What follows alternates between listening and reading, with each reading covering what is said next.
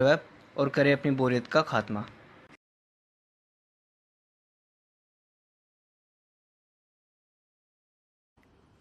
सावित्री 2 बेटों की माँ थी।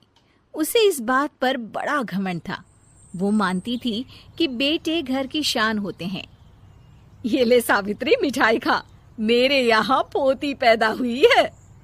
ये सुनते ही सावित्री मुंह बना के कहती है, अरे तू तो लुट गई, बर्बाद हो गई, तेरे यहाँ लड़की पैदा हो गई। अरे तू ऐसा क्यों कह रही है?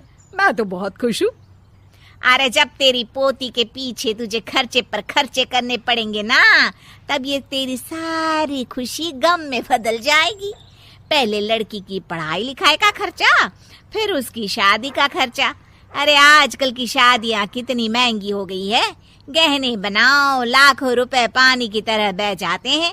लड़कियां तो सिर्फ खर्चा करवाने के लिए ही पैदा होती हैं।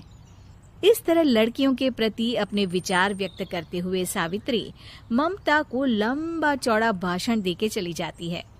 अब तो आप लोग इस कहानी में सावित्री देवी का पात्र अच्छी तरह समझ ही गए होंगे। कुछ समय बाद सावित्री की बड़ी बहू भी एक लड़की को जन्म देती है।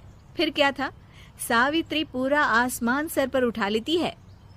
हे भगवान, ये तू मुझसे किस जन्म का बदला ले रहा है? अरे मैं तो मंदिर में रोज आकर तुझसे कहती तो थी कि मुझे एक पोता चाहिए, और तूने मुझे पोती दे दी।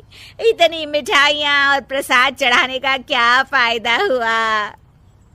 तभी सावित्री की बहू निशा कहती है, क्या माँ जी, आप भी इतनी सी बात पर नाराज हो गई हैं? देखिए तो आपकी पोती कितनी सुंदर है, बिल्कुल आप पर गई है। अरे चुप कर, तुझे 9 महीने इतने महंगे महंगे काजू बादाम फल फ्रूट खिलाने का फायदा क्या हुआ? मेरे तो सारे पैसे बर्बाद हो गए। ये सुन सावित्री का बड़ा बेटा अजय कहता है, माँ, तुम सिर्फ नाम के लिए 2020 में रहती हो। असल में तुम्हारा दिमाग सैकड़ों साल पुरानी सोच रखता है। आज के जमाने में लड़का और लड़की में कौन फर्क करता है? मैं तो बहुत खुश हूँ कि भगवान ने मुझे लक्ष्मी के रूप में बेटी दी है। लेकिन सावित्री पर अजय की बातों का कोई असर नहीं होता। नालायक, अपनी पत्नी की जबान बोल रहा है। मेरा बड़ा बेटा तो हाथ से गया। लेकिन सावित्री देवी हार मानने वाली नहीं थी।